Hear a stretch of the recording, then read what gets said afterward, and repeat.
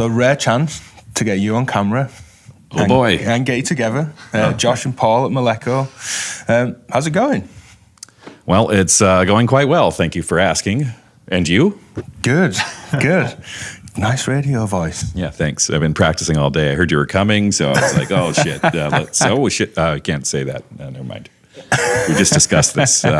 Ben told me that we're not allowed to spew obscenities, and now I'm in trouble. Yeah. I was somewhat encouraging of obscenities.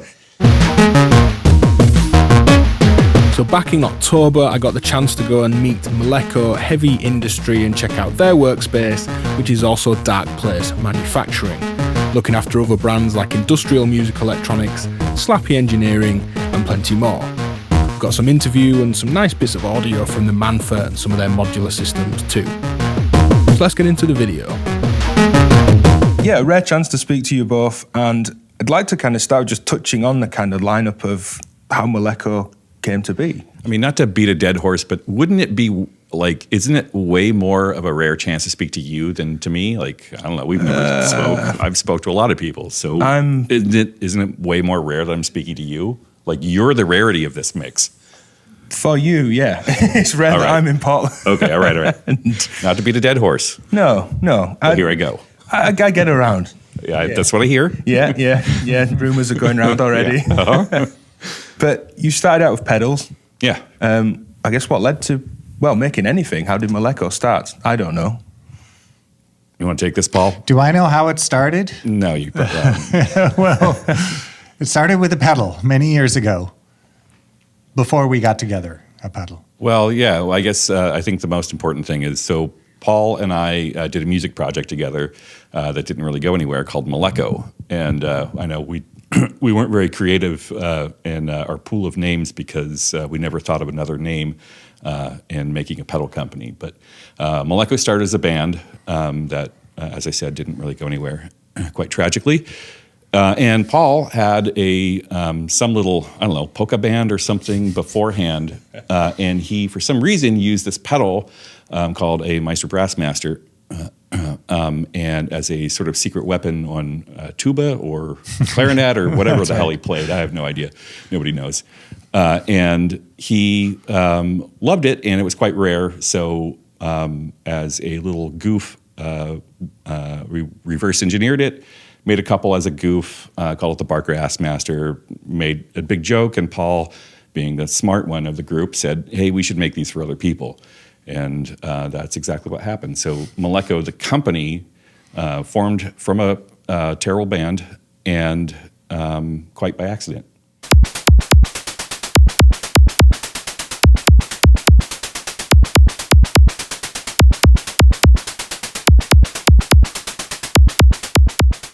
So what was the time frame from, you say Paul had the vision, if you like, to put it that way. He's quite a visionary. to make a few of these. So Plus author. Plus author, yes. So from then, when did it really come into the kind of mindset of we could do this? We could make some other pedals. This can be what we do. Hopefully tomorrow we'll have that thought. But it was really. I mean, we weren't expecting this at all. We didn't. I mean, we took the company very seriously, but it was literally me making pedals in my kitchen, pretending we were this giant corporation.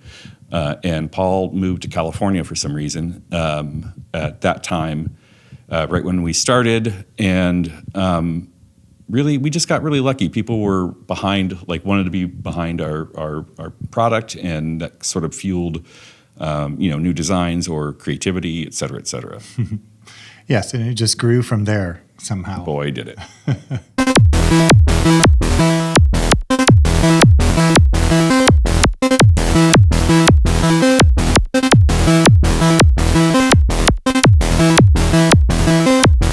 So how many pedals were you making before you got to modular? I'm aware of some of the delay pedals as well. I think we jumped into modular like a year later. I mean, once we moved into Round Rock. I think that was, it was still in Round Rock, but which is a suburb of Austin, for people who don't know.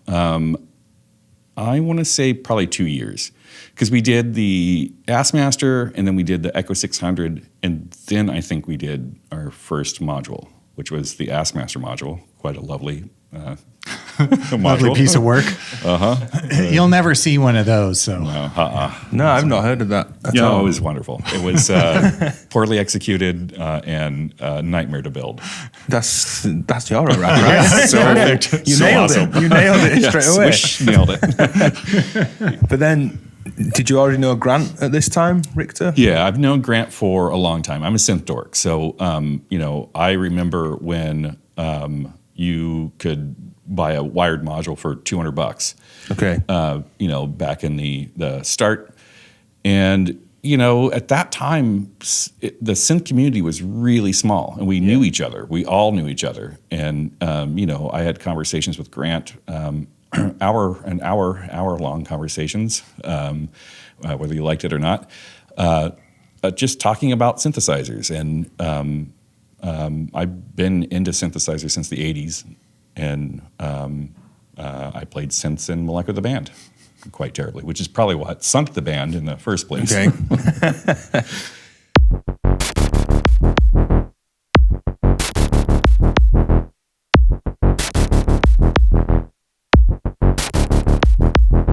Grant comes on board.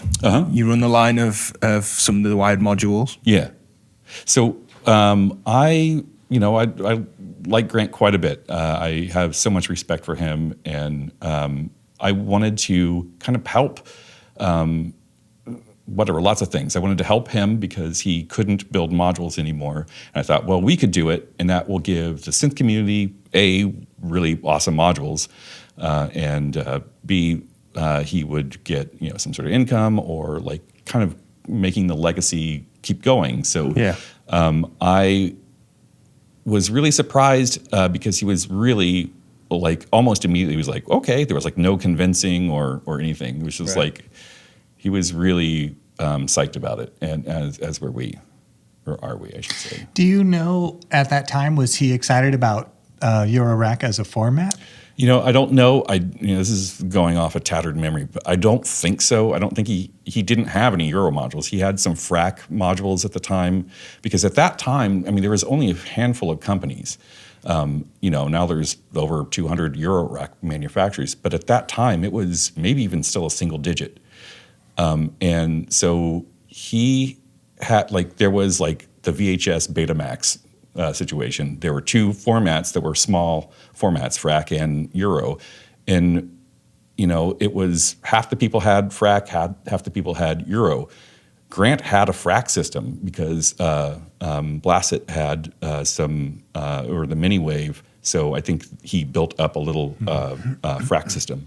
So when we started designing with him, I made up this little dope for beauty case, those little tiny ones, and just threw a couple little example modules. I got a dope for oscillator and some other stuff, and sent it to him so he could familiarize himself with what Euro actually even is.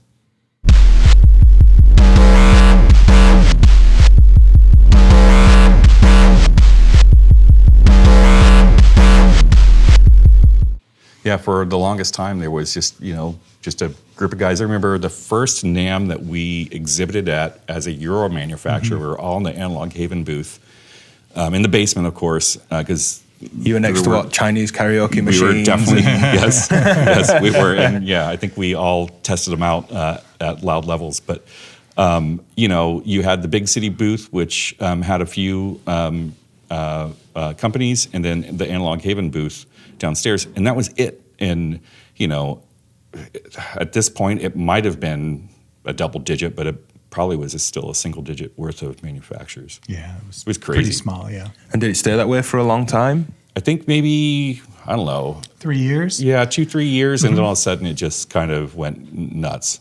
Yeah. So had pedals changed much by that point? Did the modular stuff really influence what you were doing with pedals? So we were such a small company that we only had the resources to focus on one thing or the other. And pedals were what started the company, but my passion was synthesizers. So we just kind of said, all right, pedals are where they are, and I want to focus on making synth modules. So we kind of I was really bored with the way the pedal side of the world was. Everybody was doing kind of the same things. Like new companies would emerge every day, and they were all like making Big Muff clones or Tube Screamer clones or things like that, which really to me is really boring. So we did synthesizers for a long time, and then occasionally we would just kind of, when like something inspired us, we would put out a pedal here and there. And then a few years ago, we decided to make a DSP platform that we could kind of do like all sorts of wacky stuff, and it not be like completely crippling financially. So we kind of re-emerged, or like invented ourselves as a pedal company, but doing things a lot differently than the average, especially small pedal company.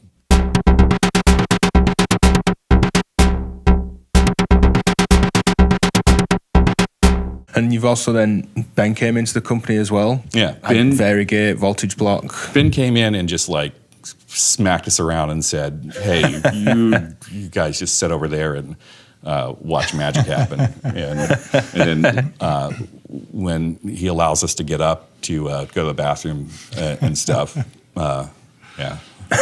we're quite fond of him. But from those designs as well came the Manther. As well.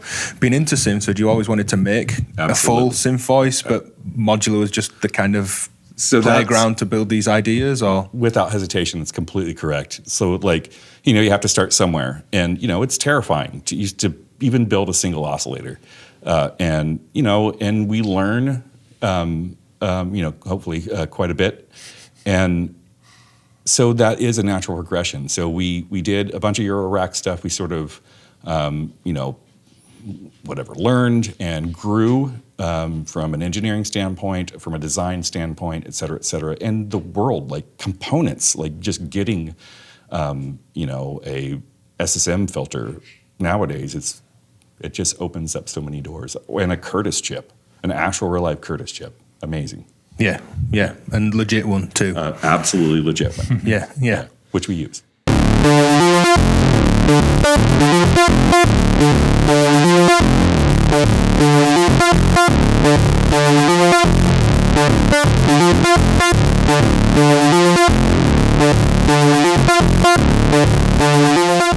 There's still some new pedals on the horizon, potentially, desktop boxes. What kind of headspace are you in as a company at the minute? Well, without giving up too much information, because I don't want to just give them enough of a tease. I am really focusing our efforts on. We have a contract with the Russian government for submarines, and did you look at the Orca technology? So we GoPro strapped to it. We're focusing. That's exactly.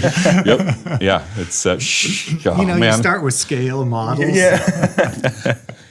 So, that's our focus thus far. Basically, submarine technology for the Russian government. And that is that's our. There's some eavesdropping going on. That was our signal. We have said too much. Exactly. Thanks again to Patchworks for sponsoring my West Coast adventures over in the US of A, in Portland and Seattle. Check out more videos linked below. Support my work on patreon.com/DivKid. And I'll see you next time. Cheers.